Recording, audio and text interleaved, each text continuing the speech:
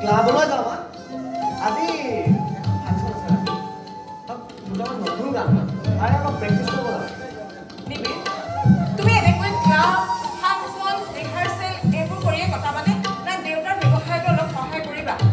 দেউতাই অকলে সকলো চম্ভালিব লগা হৈছে আৰু তুমি উপযুক্ত হৈও দেউতাৰ ব্যৱসায়ত সহায় কৰাটো দূৰৰে কথা 5 মিনিট তোমাৰ দেউতাৰ লগত কথা পাতিবলৈ সময় নাই দেউতাৰ লগত কথা পাতিবলৈ তুমিচোন নাচাই ৰবা সকলো কথা এনেকৈ হাঁহি উৰুৱাই দিলে নহ'ব নিবি ভাবিছিলো উপযুক্ত হৈ তুমি এদিন ঘৰ ব্যৱসায়ত সকলো চম্ভালি ল'বা কিন্তু যতকৈ ইণ্ডাষ্ট্ৰীৰ এক নতুন ৰূপ দিবা কিন্তু সেয়া আমাৰ ভুল তোমাৰ বৰ্তমানৰ কাৰ্যকলাপে আমাক ভীষণ কষ্ট দিছে নিবি আমাক কষ্ট দিবলগীয়া এনেকুৱা কি কাম কৰিলো মই মা চোৱা মই তোমালোকক আগতেও কৈছো যে দেউতাৰ এই বিজনেছৰ ওপৰত মোৰ 1% ইণ্টাৰেষ্ট নাই মই গানৰ মাধ্যমেৰে জীৱনটো প্ৰতিষ্ঠা কৰিব বিচাৰোঁ সুখী হ'ব বিচাৰোঁ মা মোৰ মতে মোক চলিবলৈ দিয়াচোন সেয়া তোমাৰ আবেগ এতিয়াও তুমি কঠোৰ বাস্তৱৰ সন্মুখীন হোৱা নাই তুমি বুজি উঠা নাই জীৱনটো কিমান কষ্টকৰ গতিকে অলপ প্ৰেক্টিকেল হ'বলৈ শিকা নহ'লে এদিন জোনাকত সকলো হেৰুৱাই আউসীৰ আন্ধাৰত বিচাৰি ফুৰিব লাগিব তাৰ মানে তোমালোকে কি বিচাৰিছা মোৰ সকলো সপোন সকলো আশা জলাঞ্জলি দি দেউতাৰ গতে এটা টকা ঘটা মেচিন হ'ব লাগে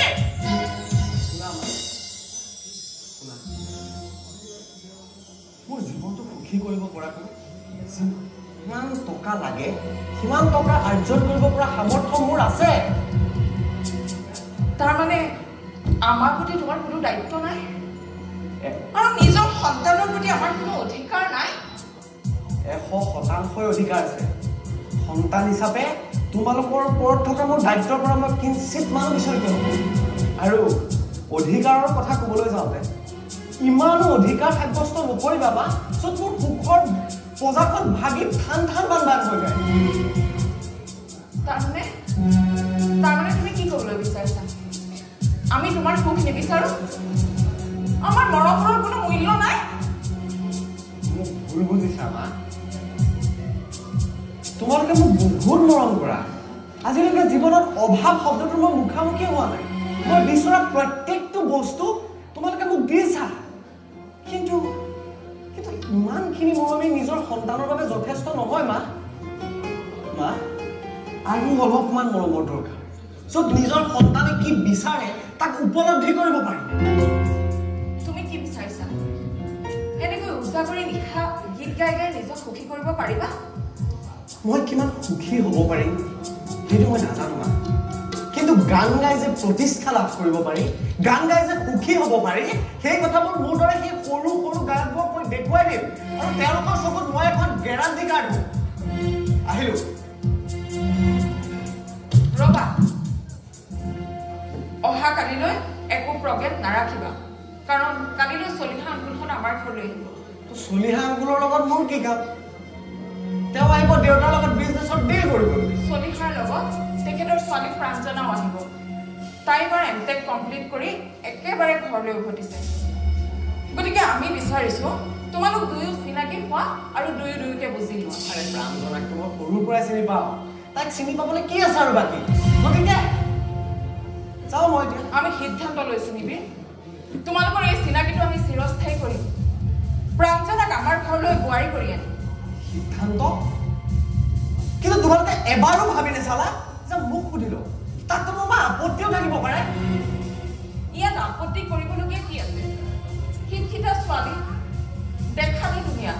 তাতে আকৌ চলিহা ফেমিলিটোৰ সমাজতে সুনাম আছে প্ৰতিষ্ঠাও আছে গতিকে নাম আৰু প্ৰতিষ্ঠাৰ কাৰণে নিজৰ সন্তানৰ পছন্দ অপছন্দৰ কথা এবাৰো ভাবি নাচালা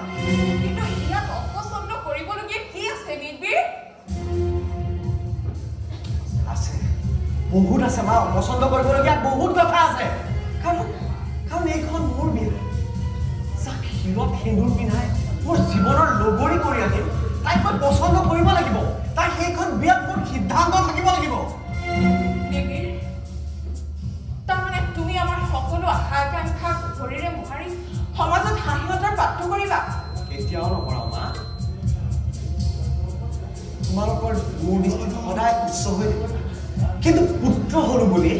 শাসনৰ বাঘ জৰিডাল ইমান টানকৈ বান্ধিবলৈ চেষ্টা নকৰিবা যাতে সেই বাঘ জৰিডাল বান্ধি ছিঙি দিবলৈ মই বাধ্য হওঁ মই আহিলো মা আৰু শুনা দেউতাক কবা এই বিয়াত আপত্তি আছে আহো